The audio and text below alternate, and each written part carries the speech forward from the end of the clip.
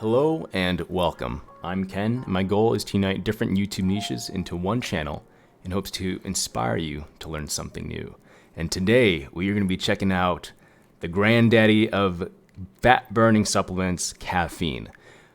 In this video, you're going to be learning about how effective caffeine is as a fat loss supplement, and do I personally recommend you take it.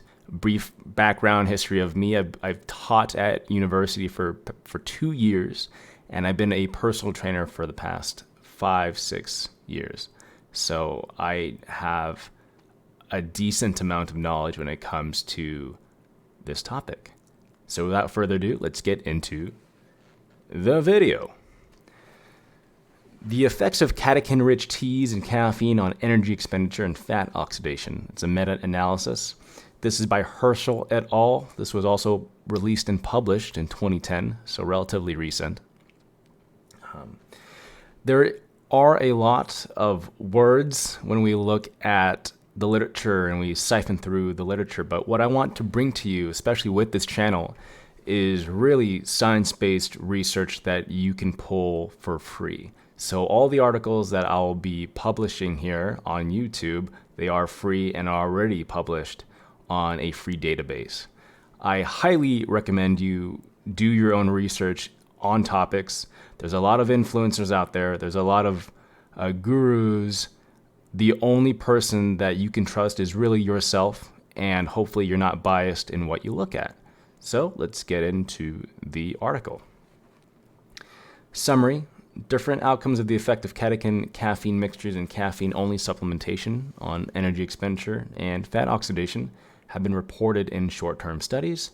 Therefore, a meta-analysis was conducted to elucidate whether catechin caffeine mixtures and caffeine-only supplementation indeed increase thermogenesis and fat oxidation. So what is thermogenesis, fat oxidation? Pretty much, thermogenesis is a fancy way of saying increasing body temp. When we see this increase or spike of body temperature, typically your metabolism is going to be a little bit more revved up. It's a very gimmicky way to say increase. Fat oxidation, just very simply, when we lose weight, rather when we lose fat, in order for us to burn fat, we must first oxidize fat. So you have your triglyceride, your fat molecule, and it breaks down.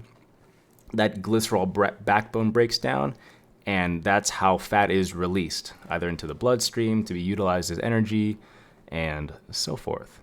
But what I want to talk about and what I want to highlight is the rate of fat oxidation, more so the energy expenditure. Let me switch.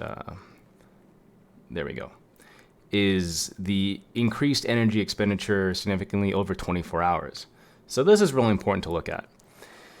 Is 24 hours, what they found in this meta-analysis is 428 kilojoules burned in 24 hours and 429 kilojoules burned in 24 hours from catechin caffeine mixtures and caffeine-only supplementation, respectively. So let's break this down from kilojoules to calories. The conversion rate is 4.184 kilojoules to calories. So let's take that 428. You know, when you take chemistry, I'm sure you have like a bunch of like numbers memorized. Like this is just one of them for me. So we take 428 and we divide that by 4.184, and it's going to spit out 102.29 calories. So, and we're going to get into the dosage in a bit here, but on average, if you're consuming catechin caffeine mixtures, so that's pretty much teas. Catechins are flavonoids, and they're known for their inflammatory, inflammatory responses or effects to the body. And they're essentially also known for their antioxidant properties as well. So when you drink teas, a certain amount of tea, you'll be burning 103 calories. I think there were 102.29 calories. I think that's pretty cool. In regards to caffeine, it's obviously going to be perhaps a little bit more, 429.1 kilojoules. We divide that with our conversion, 4.184, and that shoots out pretty much the same number, 102.557, so 102.3 calories a day. When we consume fat burners and or pre-workouts, we tend to overestimate these fat burning effects, or we just kind of guess. We kind of guess how much we're really burning throughout the day. This is obviously going to be on top of your basal metabolic rate, pretty much how much calories you burn to not gain or lose weight. So if we supplement with caffeine or teas, will it have a profound effect on our fat loss? It depends on a lot of factors that we'll look up in a bit here. I'm going to address one chart, and we will talk a little bit more here on my personal recommendations. So, let's see here. What you see on the lower right-hand quadrant of the screen, your energy expenditure, that's your kilojoules per day, okay?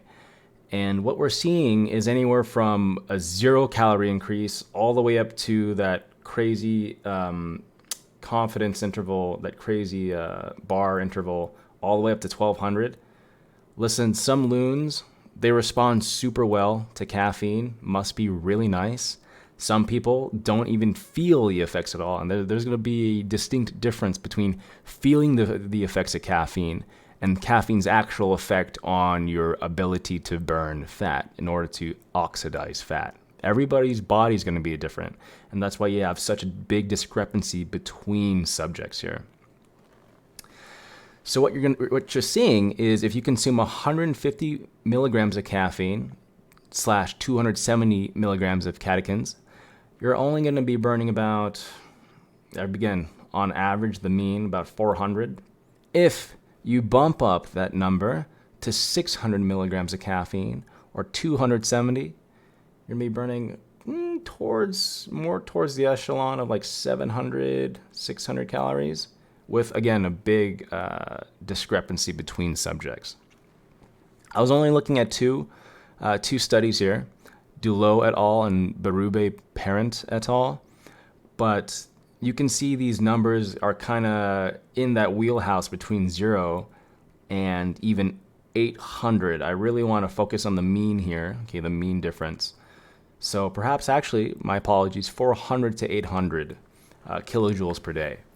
If we were to take that 800 number, 800, we divide it by our favorite number, 4.184, we are looking at 191.20 calories burned per day. That is actually not too bad. But again, not everybody's heart can take 600 milligrams of caffeine. If you are hypertensive or predisposed to hypertension, people, i.e., registered dietitians or even your physician, they may not recommend caffeine in high dosages because it may lead to adverse effects on your physiology, on your body, on your blood pressure.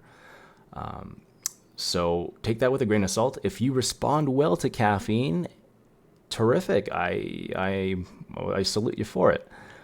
But do I recommend caffeine as a whole? Well, if your diet is in check, absolutely. If you're trying to burn a little bit more fat, get a little bit more chiseled, I know it's the summer and it's hot as hell right now, especially in California, I recommend it. If you are using caffeine as a way to try to lose weight when your diet is literally haphazard, and I do have some clients where their diets are haphazard, you're not going to see significant ROI in terms of ingesting caffeine. Will it help offset your overabundance of gluttony? Perhaps. Then yes, I do recommend you take it if your body can handle it. But yeah, interestingly, I've weaned off of coffee, but I've been taking caffeine pills. They just hit me harder, and I feel more focused versus coffee. They're concentrated 200 milligrams of caffeine per pill. You could find them on Amazon. I'm not going to link you my affiliate link. Just do it on your own. You got this. You're grown-ups. Go do your own research. But yeah, that's my simple recommendation is if your diet is in check and you need that extra oomph and you don't want to cut back more calories and or you don't want to increase the amount of exercise you're doing or not doing, throw it in there. It is one of the most well-studied, clinically studied supplements on the market. And you cannot go wrong with caffeine, again, if your body can't handle it. I can't stress that enough. If your diet is garbage, and you're not moving, then probably if you're taking caffeine, you should probably get up and move. Move more, eat less, please. And I will see you in the next video. If you have any pressing questions, concerns, comments, please let me know down in the comments. I would love to hear, does caffeine work for you? Are you a great receptor to it? Does it make you crash? Does it make you feel like a total pile of shit? I'd love to know. Let me know down in the comments. As always, thank you so much for watching. Every Monday, fitness content. This is my bread and butter. I got my undergrad degree in this. I got my graduate degree in this, in kinesiology, and we also look at sports performance, exercise physiology. This is fun stuff for me, and I hope I was able to relay this information very well to you. As always, thank you so much for watching, and I'll see you again very soon.